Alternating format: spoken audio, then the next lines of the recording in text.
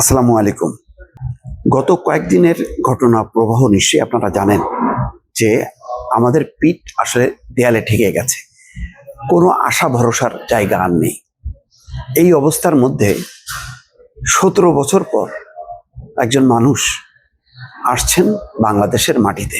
তিনি তারেক রহমান, বিএনপির ভারপ্রাপ্ত চেয়ারম্যান। তাকে সম্বর্ধনা জানাতে সারা দেশ থেকে দলে দলে মানুষ আসছে ঢাকায়। বলা যায় এখন সবার একটি লক্ষ্য, রোড টু ঢাকা। তারেক রহমান আসছেন এটা মোটামুটি নিশ্চিত, আর হয়তো কয়েক ঘন্টার মধ্যেই তিনি রওনা হবেন। তাহলে কি হতে যাচ্ছে দর্শক, একটু বিশ্লেষণ করি।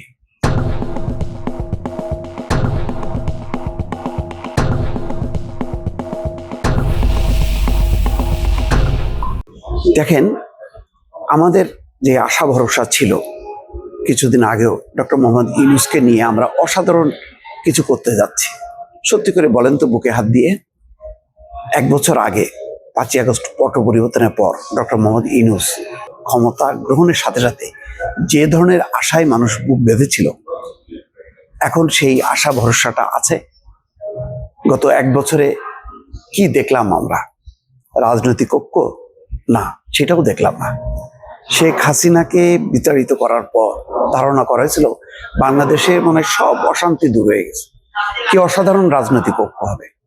কই, কিছুদিন পরে যারা হাসিনা বিরোধী আন্দোলন সংগ্রাম করলো তাদের মধ্যেই বিভাজন, তাদের মধ্যেই বিভক্তি, তাদের মধ্যেই বলা হলো একটা অংশকে ভারতের দোসর, ভারতের দালাল, আধিপত্যবাদের দোসর, মূলত আওয়ামী লীগের দোসর হিসাবে বিভক্তির রাজনীতি শুরু করা হলো। এবং সেই সঙ্গে একটার পর একটা মব, সেই মব এমন অবস্থা, রাজনৈতিক মব, সামাজিক মব, ধর্মীয় মব, মানুষ সন্ত্রস্ত হলো। কি হচ্ছে? চুরি, ডাকাতি, রাহাজানি, অর্থনৈতিক পরিস্থিতির অগ্রগতি। অথচ অদ্ভুত ব্যাপার, প্রবাসীরা কিন্তু রেমিটেন্স পাঠিয়ে যাচ্ছে, তারপরেও অর্থনীতি জেগে উঠছে না। টাকার অবমূল্যায়ন হচ্ছে, দিনকে দিন পড়ে যাচ্ছে, ডলারের দাম আকাশচুম্বী হচ্ছে।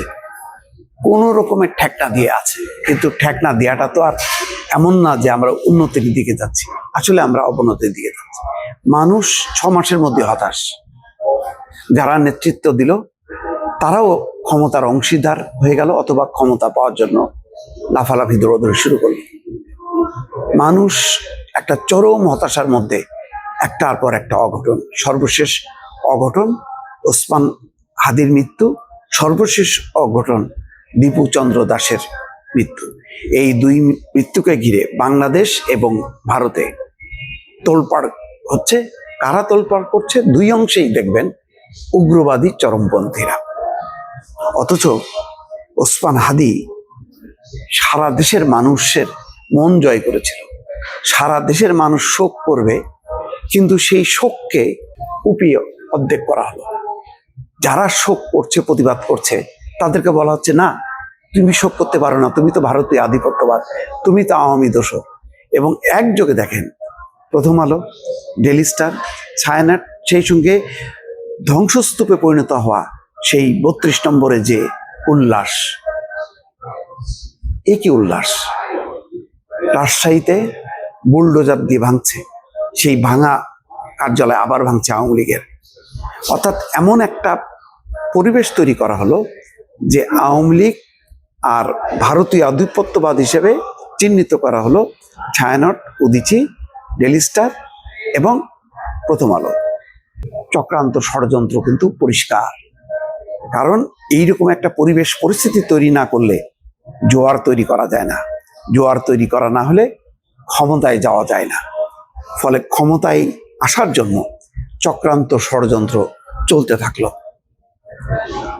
সরকারের, জানি না, সরকারের ভেতরেও একটা অংশ এটা মদত দিতে শুরু করলো। এবং এইটা ত্বরান্বিত হলো যখন তারেক রহমানের বাংলাদেশে আসার সময় ঘোষণা করা হলো। খেয়াল করেন, বিএনপি সময় মতো একেবারে যেদিন ওসমান হাদি মৃত্যু হলো ওই দিনই তারা বুঝতে পেরেছে যে বাংলাদেশ নিয়ে একটা ষড়যন্ত্র হচ্ছে, বাংলাদেশ নিয়ে একটা চক্রান্ত হচ্ছে। এবং সেই দিন রাত 9:30টার সময় বিএনপি অ্যানাউন্স করলেন যে তারেক রহমান আসছেন, 25 তারিখে আসবেন তিনি, এবং ঠিক সেই অনুযায়ী তারপরও প্রচার যে না, তিনি আসছেন না, তিনি আসলে একদিন 2 দিনের জন্য আসবেন, তিনি তো ভোটারই না। নানা অপপ্রচারে জাতিকে বিভ্রান্ত করা হলো এবং নৈরাজ্যের দিকে ঠেলে দিল। অথচ প্রমাণ হয়ে গেল যে তারেক রহমানের এত দীর্ঘ অনুপস্থিতি সত্ত্বেও এমন কোন নেতৃত্ব বাংলাদেশে দেখা গেল না যে নেতৃত্ব জাতিকে ঐক্যবদ্ধ করবে। বলেন, কোন নেতা আমরা পেলাম?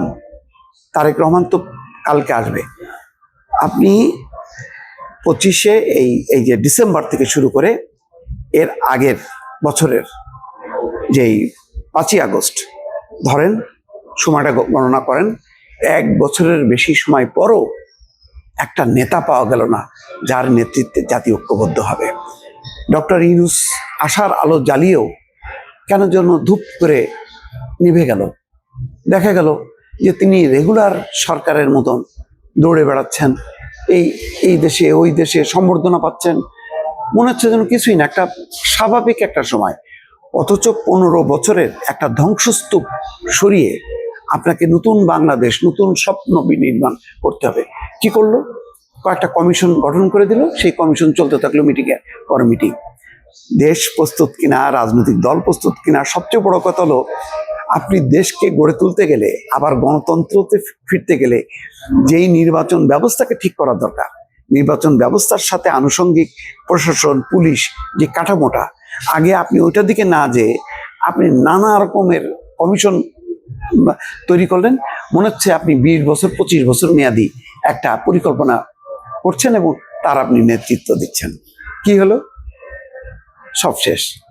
কিসের গণভোট, কিসের সংস্কার? কিছুই না।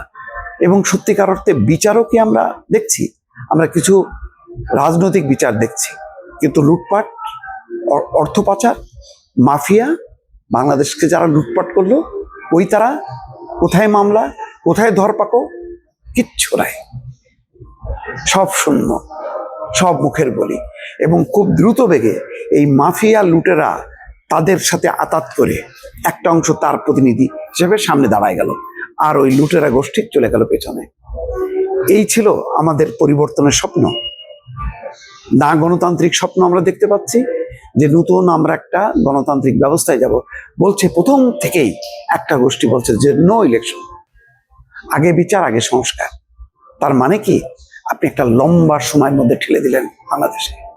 এই বিচার সংস্কার ছাড়া নতুন গণতান্ত্রিক ব্যবস্থায় যাওয়া যাবে না। কি বিপজ্জনক ব্যবস্থা! আপনি এমন একটা দেশের নাগরিক যে দেশে সরকার নেই, যে দেশে কোনো পার্মানেন্ট কোনো ব্যবস্থা নেই। আমরা এইভাবে চলছি, এইভাবে চলে না। সেই কারণে আজকে আমার মনে হচ্ছে তারেক রহমান হচ্ছেন এমন একজন ব্যক্তি হিসেবে আবির্ভূত হয়েছেন যিনি সময়ের সাহসী সন্তান। আজকে তারেক রহমানের সফলতা একটা অনিবার্য হয়ে গেছে। যদি তিনি ব্যর্থ হন তাহলে মনে হচ্ছে আমাদের গণতন্ত্র ব্যর্থ হবে, আমাদের রাজনীতি ব্যর্থ হবে, আমাদের স্বপ্ন ব্যর্থ হবে, আমাদের পরিবর্তনের আকাঙ্ক্ষা ব্যর্থ হবে। সুতরাং এখন কিন্তু আশা ভরসার জায়গা কিন্তু তারেক রহমানকে ঘিরে এবং তারেক রহমানের আগমনকে ঘিরে। এই কারণে এক ধরনের উৎসব, এক ধরনের আনন্দ। জানি না এই উৎসব আনন্দকে যদি সঠিক খাতে বিএনপি প্রভাবিত করতে পারবে কিনা। এখন অনেক ষড়যন্ত্রের জাল দেখা যাচ্ছে, তারা সেই জাল ফেলার চেষ্টা চলছে। বলা হচ্ছে ওসমান হাদি দিয়ে শুরু করা হলো, এর শেষ এখনো বাকি আছে। আমি জানি না এর শেষটা কোথায়, বা এই শেষের আগের বিভিন্ন ধাপগুলো তারেক রহমান কিভাবে মোকাবেলা করবেন। শত্রুরা কিন্তু সংগঠিত, শত্রুরা তৎপর, এবং একটাই উদ্দেশ্য, আপনি স্থিতিশীলতা, রাষ্ট্রের স্থিতিশীলতা বিনষ্ট করা। দেখেন আজকে অনেকেই কিন্তু একটা লঙ্কা কাণ্ড ঘটিয়ে আস্তে করে চুপ মেরে গেছে, তাদের খোঁজ পাওয়া যাচ্ছে না। অন্ধকারের শত্রুরা কিন্তু অন্ধকারে চলে গেছে, তারা আবার পায়তারা করছে যে কিভাবে অন্ধকার ঠেলে বেরিয়ে এসে আবার একটা অঘটন ঘটাবে। একটাই উদ্দেশ্য, একটাই উদ্দেশ্য, বাংলাদেশে বুঝতে হবে কারা নির্বাচন চায় না, এই শক্তিগুলি কারা। এটা যদি আইডেন্টিফাই হয় তাহলেই বোঝা যাবে যে এই গত কয়েকদিনের যে ঘটনা, প্রবাহ, ওই ময়মনসিংহের ভালুকার দীপুচন্দ্র দাসকে নিয়ে কারা উন্মাদনা করছে পাশের দেশে, আর ওসমান হাদিকে ঘিরে বাংলাদেশে কারা ষড়যন্ত্রের জাল বুনছে, যেখানে কথা আছে যে তফসিল ঘোষণার পর কোনো রাজনৈতিক সভা সমাবেশ হবে না, সবকিছুই হবে নির্বাচনমুখী। কিন্তু সেই ঘোষণাকে, নির্বাচন কমিশনের সেই ঘোষণাকে লঙ্ঘন করে তৎপরতা কিন্তু চলছে, উস্কানি চলছে যে জ্বালাও পোড়াও ভাঙচুর করো। এই অবস্থায় তারেক রহমান ফিরছেন, যার কারণে মানুষ আস্তে আস্তে একটু আশার আলো দেখছে। তারেক রহমান এখন জাতীয় ঐক্যের প্রতীক, একটা ভরসার প্রতীক।